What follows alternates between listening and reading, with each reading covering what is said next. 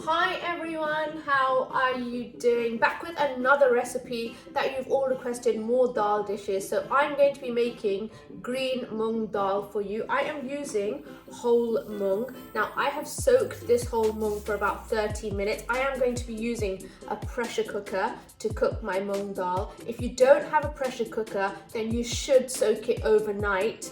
And then you will boil in a normal saucepan. It will take a bit longer, but it will work perfectly fine. So I'm going to get my mung into the pressure cooker, and whilst that is cooking, we will make the tadka. Let's go. So into my pressure cooker to begin with, my whole mung soaked for 30 minutes, washed and soaked. So that all goes in. I also want to add in here a whole garlic clove. I want to go ahead and add some salt, so let's add a little bit of salt in there. We are going to be adding salt to our tadka, so not too much in there. I'm also going to add to that some garlic butter. So my garlic butter goes in. And then I want to go ahead and add my water. Now, you want to add enough water so that it covers the dal. So I've added about 1 litre in there. So the mung, the water, the clove, garlic clove, and the butter and the salt. And now let's close this up. Okay, now it depends on what type of pressure cooker you have, but I'm going to go ahead and put this on a medium heat, and it should take about 30-35 minutes, but again, this will depend on your pressure cooker. Now this one's quite good. It tells me when it's ready because this little round thing here lifts up. Your one might whistle, so it depends. But the best way to cook this dal is pressure cook it. If you don't have a pressure cooker, I'll say this again, you can cook it in a saucepan. It will take longer to boil, but if you do it that way, then make sure you soak the mung overnight. Right, tadka time. Okay, so to make the tadka, let's get my heat on a medium. I'm going to be using ghee to make my mung dal, so let's get the ghee in. Now ghee, it's just a unique taste in itself, right? Let's get that all off. Yeah, I love the taste of ghee in dal. Now there's nothing stopping you from making this with vegetable oil. That's absolutely fine, but ghee has its own unique taste and flavor. Right, just waiting for that ghee to melt, and now I want to go in with my cumin seeds. So here we go. I have my special spice box today that I'm using. Yes, so go in with some cumin seeds in there for a nice warm flavor. Now a tadka, come on, it is the main part of the dal. You gotta have a wicked tadka for a wicked dal, right? Okay, in fact my cumin is already talking to me. I'm gonna go in with my finely chopped onions, so they go into, in fact my tadka will probably cook faster than my dal. Actually, my dal is pressure cooking away there. Okay, onions in. Now, you know the score here, right? We've got to let the onions really brown until they're nice and caramelized. So let's give that 4 or 5 minutes on a medium to a high heat. Right, my onions are really nice and brown, exactly as I want them. I'm going to go in now with ginger and garlic paste. That goes in. And also some green chili. Some finely chopped green chili. Now again, you can put this to taste. It's really up to you how spicy you want it. I've turned the heat down a little bit on this. Turn that up. Give that a mix now. And also want to go in with my tomato. Okay, let's go in with my blended tomatoes. I've used cherry tomatoes for this, and I've just blended them down. This gives a sweeter flavor using the fresh cherry tomatoes and not as tangy. Of course you want that tomato flavor, but the cherry tomato is just going to add that little sweet and tang flavour, which is going to be absolutely perfect. Okay, I'm going to go ahead now and add a little bit of hing. So just a 1/4 teaspoon, if that, of hing. So Asafoetida, a really nice, slight strong fennel taste, if I can call it that. Just a touch, because just a little bit of hing goes such a long way. Right, spices, the rest of the spices. Now I need to add haldi for colour. So turmeric goes in. I'm going to add some red chili powder as well. I'm not going to make this too spicy. I have added the green chili as well. I'm also going to go ahead and add some cumin powder.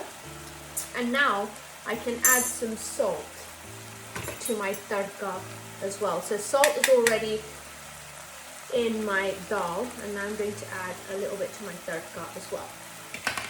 Right, let's give that a mix like this. And now, okay, you know the score here as well.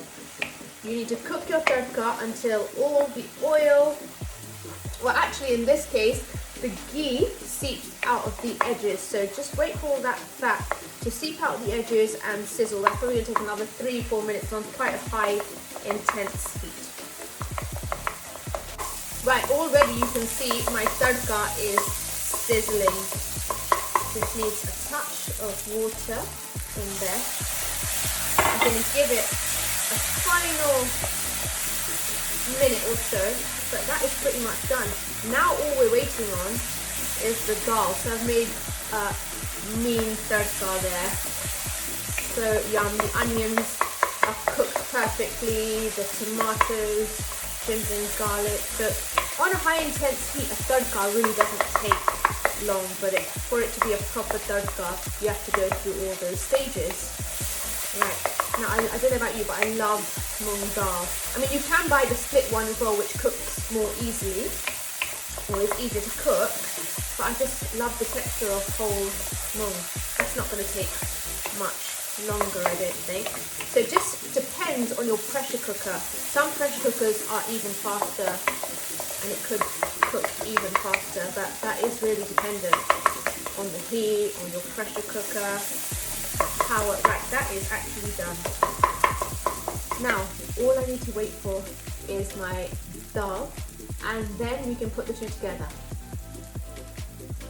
So my mung dal should be pressure cooked perfectly. This actually took less time than I expected, so let's open this up. Be really careful, of course, when you're using a pressure cooker. Let all the pressure release before you open up. Right. Wow. Now, I don't know if you can see that, but let me lift and show you. So it's a bit steamy, but if you see, the lentils have cooked so perfectly, and I can see actually the texture is just as I want it. Right, perfect. Now what I'm going to go ahead and do is lift this off carefully. Now usually you would add your tadka to the lentils. I'm actually going to do it the other way around because you can see in this pot a lot better, and it's better for the video. So let me put that on a medium and really carefully go ahead and add my lentils to my tadka. Be really careful when you do this. Get them all in like this. Okay, they've cooked perfectly well. Look at that dal already. Right, now really it's just now about boiling this until it reaches the right consistency, and it's almost there. I can see it just needs another 5 to 8 minutes just to boil, and then we will go in with finishing touches. So that is another dal recipe for you all. So quick, so easy, and so tasty. So good for you as well. Mung is so good for you. It's full of potassium and magnesium and iron. So one of my favorite dals actually. Right, let's give this another, let's just say 5 minutes on a medium to high heat, and then finishing touches. Looky, looky, looky, almost ready. Just the perfect consistency. You got that garlic clove still in there, leave it in there. Okay, now finishing touches. See how simple it is. I told you, All my dishes are so simple, so easy, yet super tasty. Right now, some kasturi methi, so dried fenugreek leaves. Yes, one of my favorite ingredients. Let's crush, crush, crush like this. Get that all in. Fresh coriander, always, always, oh, always. Save a little bit for garnish. There we go, get that all in. Wow, look at that. That looks so, so good. Okay, garam masala. The king of spice, finishing touch. Always added at the end so you can retain all the goodness in that 15 spice garam masala. My grandfather's recipe, really can't go wrong. Yes, we sell them. Okay, now that is it. Those are my finishing touches. There's only one thing left for me to do. Okay, give that a mix first of all. Just ensure everything is mixed well together. Look at the colour of that dal. I can taste it already. So good. Wow, look at this. Right, mix that through. That is pretty much done. All I need to do is taste. Right, my favourite bit. Okay, here we go. So yum. Now my mum always says, like, when you do the dal, you should like press it against the edges if you want it to have like an even mushier texture. But I must admit, I like the like texture of the whole mung. Some of course some mushy bits is fine, but I love the texture of whole mung. Okay, they call it mung. Okay. Wow. All I need is a paratha with that, or a buttered roti. That is so good. Just a tiny bit of salt, more, just tiny little bit. That is so wicked. My goodness gracious. And that is my dal done. Look at the texture. It's just as dal should be. A nice soupy texture. Perfect with some plain basmati rice, some roti, a paratha, even a naan. Guys, there you have it. I'm going to switch off. But let me just show you this. Look at my green mung dal. How yummy does this look?